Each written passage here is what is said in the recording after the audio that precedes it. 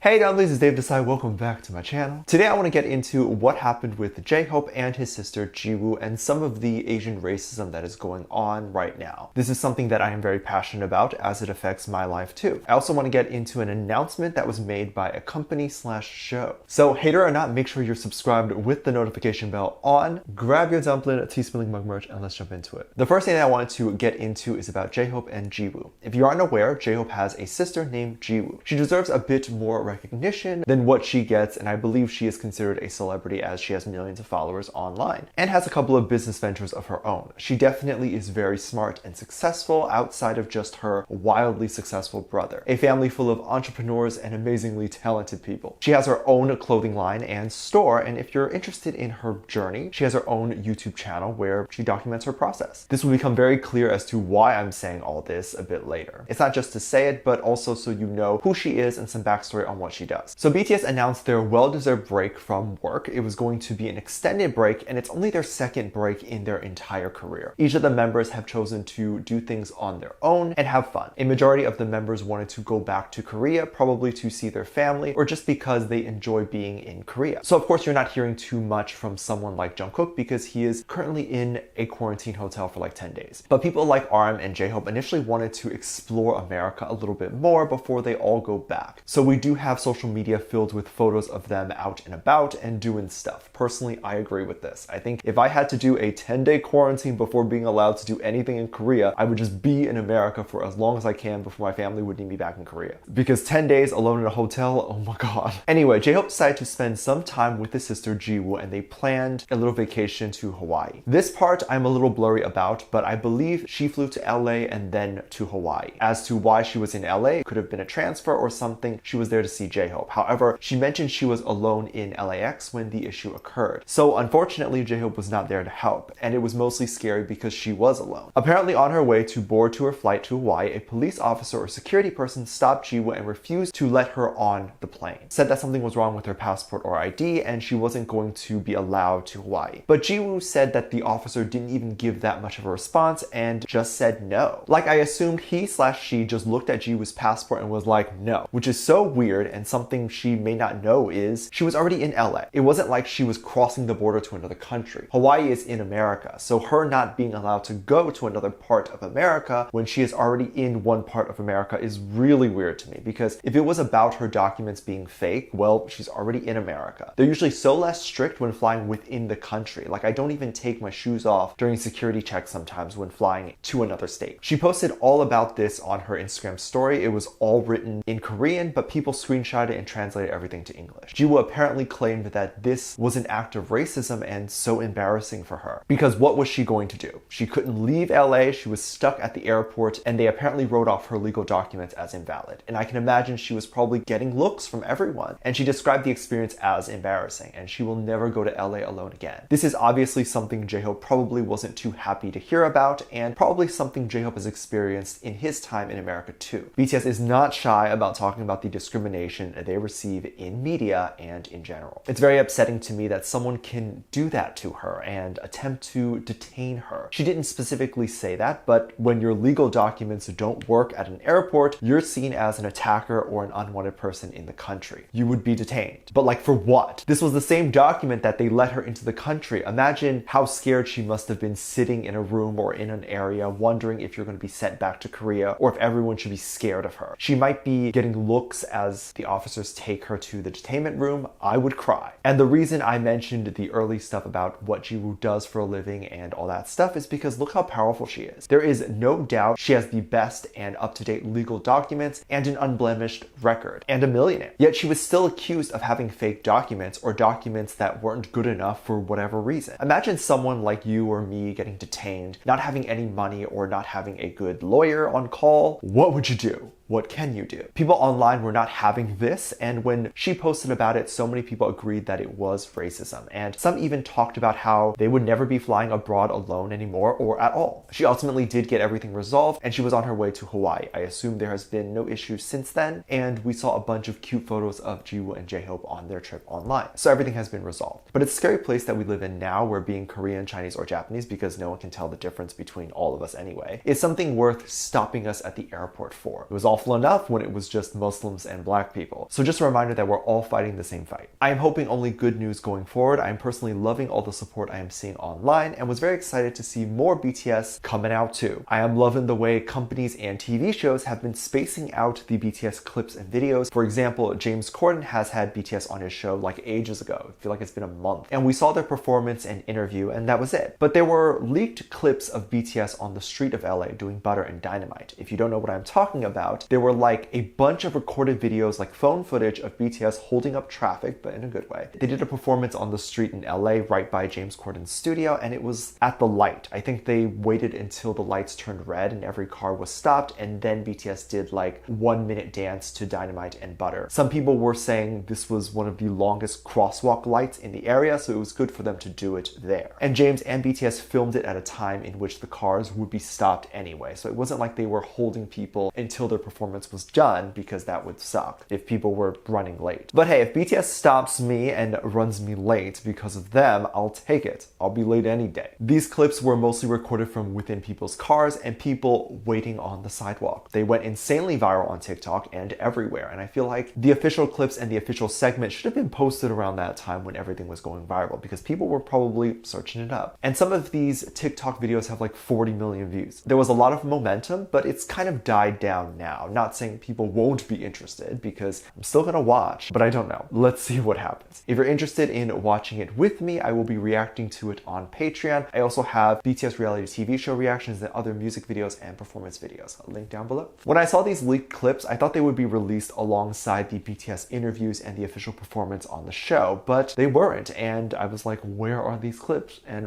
what were they shooting for if it's not being put out? But CBS or James Corden announced on their social media that the street clips will be coming out within a day or so. Very exciting. We get to finally see those. I am really liking the idea that these releases are so spaced out, and I don't know if there's contractual reasons or if they just did it because it was easier on the editing team, or who knows. But I am glad they're doing that, because it almost feels like BTS is not on a break and we're still seeing them, and quite honestly seeing more of them now than when they weren't on a break. They seem to be posting a lot more now and there's just more stuff online about them now. I'm still waiting on an album, like Here's to Hope in 2022. They'll put out a new album. I'm definitely hoping that their break is going well and all of the members are happy and really enjoying themselves. They probably won't get another break for a little while, especially if they have to go to the military after another year. I'm predicting that they will be working hard in 2022 and giving us ARMYs everything. It'll be honestly their best year. I'm looking forward to what other clips BTS has filmed that we don't know about, because there could be moments like the street performance that haven't been leaked by people because it's in a studio or whatever. There actually might be a lot of pre-recorded stuff and the internet might actually break in the next few weeks. I also think it was kind of genius to have it in the street where people will be recording and leaking it online. Let me know what you think, and if you want to see more K-pop reaction videos, go to my Patreon, link below. I can't post them here due to copyright, but you can get all sorts of reaction videos and requests. It's a great way to support the channel even more if you would like to. Thank you so much for this lovely comment. I love you so much. There will be some videos that will pop up on screen, and I'll see you over there. Bye.